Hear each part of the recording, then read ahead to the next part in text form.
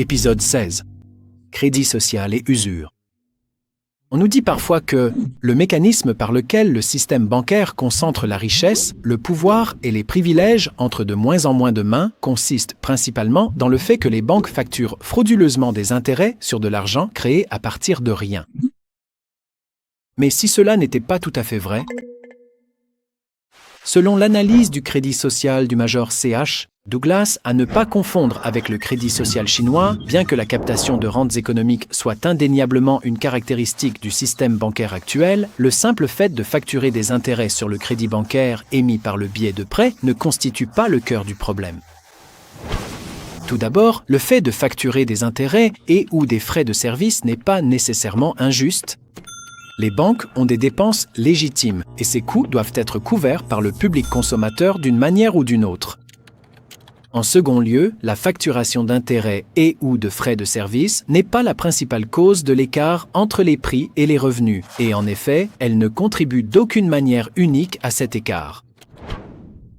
Comme toutes les autres entreprises, les banques génèrent des coûts et des prix plus rapidement qu'elles ne distribuent de revenus.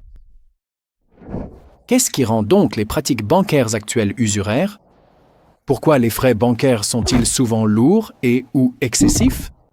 Et ou exploiteurs? Le véritable problème de la banque moderne réside dans le fait que les banques prétendent à tort posséder le crédit financier qu'elles créent. Cette revendication de propriété est implicite dans le fait que le crédit n'est jamais donné gratuitement, mais toujours prêté. Puisque le crédit financier est censé représenter le crédit réel de la société, c'est-à-dire la capacité de la société à produire des biens et des services. Prétendre posséder le crédit financier d'une société revient à prétendre posséder son crédit réel, ce que les banques n'ont certainement pas créé. Bien que frauduleuses, ces revendications de propriété ne poseraient pas tant de problèmes pratiques s'il n'y avait pas l'écart récurrent entre les prix et les revenus. C'est l'existence de cet écart qui permet aux banques de s'imposer comme les principaux bénéficiaires financiers de ce facteur de production, qui est principalement responsable de cet écart. Le capital réel de la société. Comment cela se produit-il?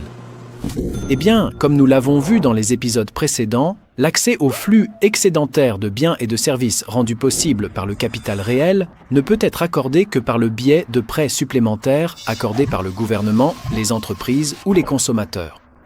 Ces prêts proviennent du système bancaire et ont tendance à être de nature à long terme. Puisque les intérêts composés augmentent de façon exponentielle, plus la durée du prêt est longue, les banques peuvent imposer des conditions très lucratives sur ces injections financières supplémentaires, dont l'économie a besoin à intervalles réguliers afin de maintenir l'équilibre. Les banques profitent ainsi de manière disproportionnée et injuste de l'écart causé par le capital réel. Et pourtant, elles n'ont pas créé ce capital réel. En effet, le fait de compter sur elles pour combler l'écart avec de l'argent dette leur permet de déposséder les véritables propriétaires légitimes et bénéficiaires du capital réel de la société, c'est-à-dire les citoyens ordinaires. C'est cette usurpation sournoise de la propriété qui constitue le plus grand mal inhérent au monopole du crédit par les banques. À condition que l'écart prix-revenu puisse être correctement éliminé selon les principes du crédit social, une grande partie du caractère usuraire du système bancaire disparaîtrait automatiquement. C'est pour cette raison que le crédit social n'est pas en faveur de la nationalisation des banques privées. Il n'est pas non plus opposé au profit bancaire, tant que ce profit est de nature fonctionnaliste. Ce qui est souhaité, c'est que les banques privées servent effectivement une politique nationale ou publique plutôt qu'une politique privée égoïste et qu'elles soient récompensées en conséquence. Cette série animée a été sponsorisée par l'Institut Clifford Hugh Douglas pour l'étude et la promotion du crédit social. Pour plus d'informations sur le crédit social de Douglas, veuillez visiter socred.org ou socialcredit.com.au.